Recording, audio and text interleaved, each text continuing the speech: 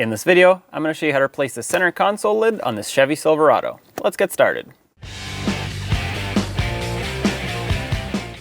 To do this, we're going to have to remove the 4 T20 screws. There's one screw on each corner.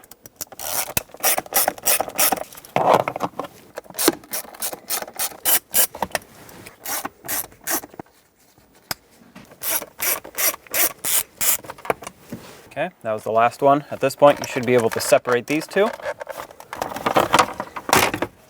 There we go.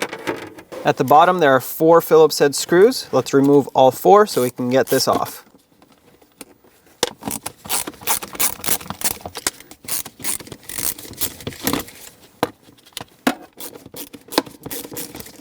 Okay, and there it is. This screw stayed in here, which actually helps out because I can use that to start on the new one.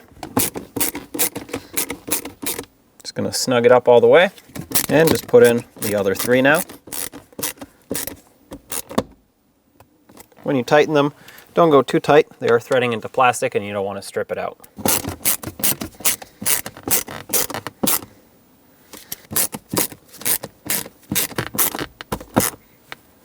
All right, now let's get this piece back in, line it up, and press it into place.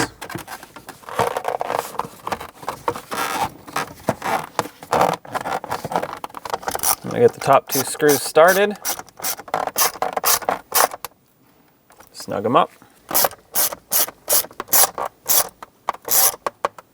These are also threading into plastic, so don't over tighten them. And now the 2 bottom screws.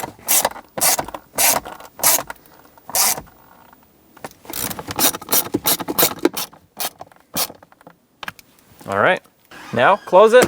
Make sure it works as it should, which it does, so that's perfect.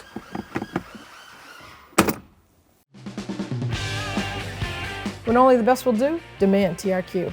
The only company that lets you view before you do.